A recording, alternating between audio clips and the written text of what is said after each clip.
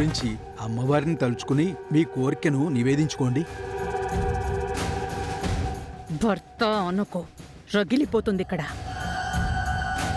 తల్లి, నాకే కోరికలు లేవు. ఒకటే ఒక్క కోరిక, ఆయన ఎల్లప్పుడూ క్షేమంగా ఉండాలి. ఆయన్ని నేను ప్రేమిస్తున్నాను. ఆయనంటే నాకు ప్రాణం. ఆయన కోసమే నేను ఆ ఇంట్లో ఉంటున్నాను.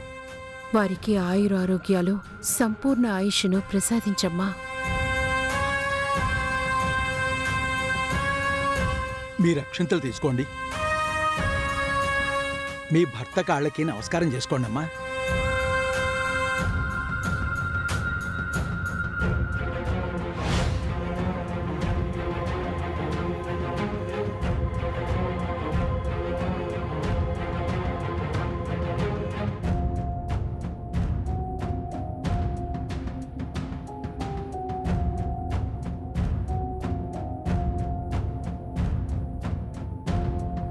మీ భార్యాభర్తలిరువురు ఇలాగే నిండు నూరేళ్లు వర్ధిల్లాలి. వస్తామండి. సంతోషం. వెళ్దామా? పద.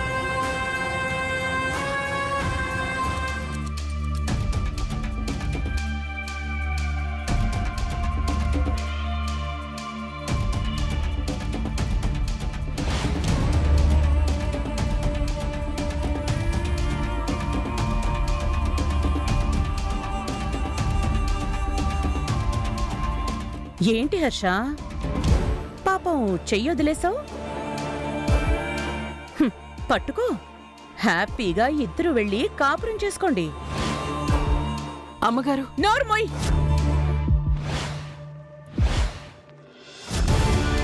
రమా, నువ్వు నోరు పారేసుకునేంతగా ఏమీ జరగలేదు. ఈరోజు మొదటి శ్రావణ శుక్రవారం కాబట్టి తను ఇంట్లో నా సమక్షంలో పూజ చేసుకోలేదు కదా, అందుకే అమ్మవారి ఎదుట పూజ చేసి నా ఆశీర్వాదం తీసుకుంటానని చెప్తే వచ్చాను. అది చెప్పింది వెంటనే ఈయన పద అని వచ్చాడు. రమా, దీన్ని ఇష్యూ చేయకు. చేస్తుంది మీరు. ఇంట్లో సాంబార్ చెయ్యకపోయినా అదొచ్చి నీ మీద పడింది. బట్టలు మార్చుకున్నానని అబద్ధం చెప్పి దీంతో గుడికొచ్చావు. అబద్ధాలు చెప్పి నన్ను రెచ్చగొడుతోంది ఎవరు? చిన్నదానికి నువ్వు రాద్ధాంతం చేస్తావని చెప్పలేదు. చెప్పొద్దని మీ ప్రియురాలు చెప్పుంటుంది. ఇంకా ఆపుతావా? అసలు ఏంటి నువ్వు? చంద్రికకి ఈ మాత్రం కూడా స్వేచ్ఛ ఇవ్వవా? ఓహో, దానికి ఆ మాత్రం స్వేచ్ఛుందని మీరు భావిస్తే నా కళ్ళు కప్పడం ఎందుకు? డైరెక్ట్గా తీసుకుని రావచ్చు కదా. చెప్తే ఒప్పుకునేవారా? నువ్వు మాట్లాడావంటే ఇక్కడే గొయ్యి తీసి పోతేస్తాను.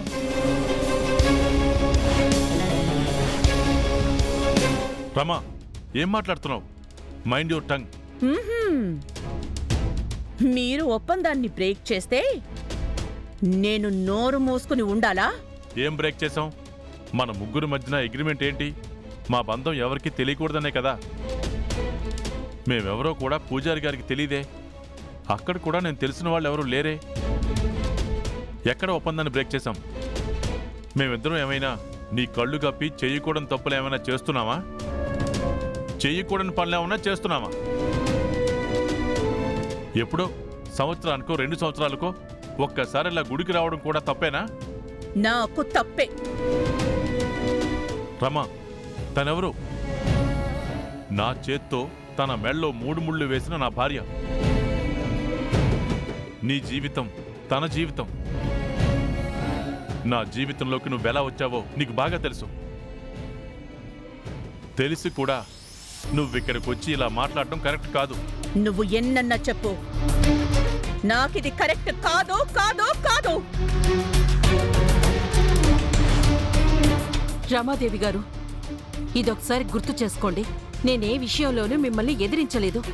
నా భర్త విషయంలో మాత్రమే ఊరుకోనని చెప్పాను. మీకది బాగా అనుభవం కూడా. మర్యాదలు, గౌరవాలు ఆయన క్షేమంగా ఉన్నంతవరకే.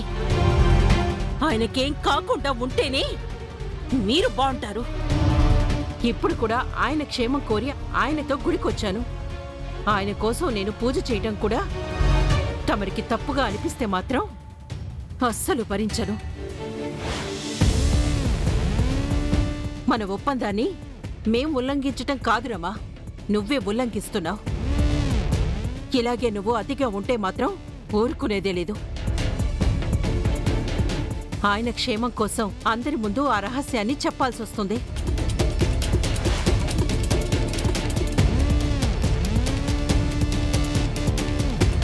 ఒప్పందాన్ని నువ్వు ఉల్లంఘించినప్పుడు నేను తప్పితే తప్పులేదు కదా. చెప్పు, అగ్రిమెంట్ని బ్రేక్ చేయనా? చెప్పురమ్మా, బాలు నీ కోట్లోనే ఉంది. పిల్లలకి అందరికీ ఆ రహస్యాన్నంతా చెప్పేమంటావా? చెప్పు. ఏం చెప్పాల్సిన అవసరం లేదు. ఏదో ఆవేశంలో అన్నాను అంతే. మైండ్లో ఏదీ పెట్టుకోవద్దు. మీరిలాగే 2 ఏళ్లకో 5 ఏళ్లకో ఒకసారి వచ్చి పూజలు చేసుకోండి. మీ హద్దుల్లో మీరుండండి, నా హద్దులో నేనుంటాను. మన ఒప్పందాన్ని ముగ్గురం అలాగే కంటిన్యూ చేద్దాం. సరేనా?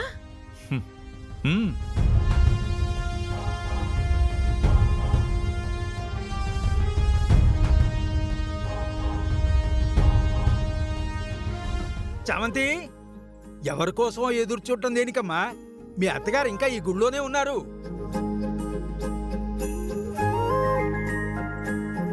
మీ చంద్రమ్మత్త, హర్షవర్ధన్ గారు కూడా ఉన్నారు. నాన్న చందు కూడా వచ్చారా? అమ్మగారితో వాళ్ళు వచ్చారా? వాళ్లతో ఇప్పుడు పూసలు నేను గుచ్చిస్తానమ్మా.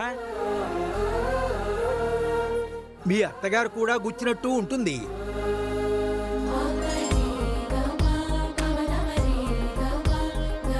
అది అవుతుందంటారా శర్మ గారు? నేను కానిస్తాగా.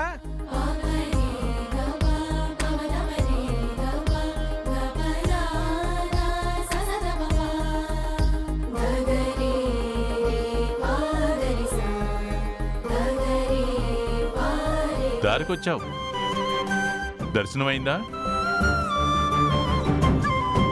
అమ్మా, బాగున్నారా అమ్మా? బాగున్నానండి. ఏం లేదమ్మా, ఒక అమ్మాయి సూత్రాలకి పూసలు గుచ్చుకుంటోంది. 3 ముత్తైదులే దొరికారమ్మా, ఇంకో 2 కావాలి. మీ ఇద్దరూ వేస్తే బాగుంటుందని కొంచెం పెద్ద మనసు చేసుకోండమ్మా. అయ్యో, అంతగా అడగాలండి? ఒక పుణ్య స్త్రీకి ఇది పుణ్యమే. ఇలా ఇవ్వండి.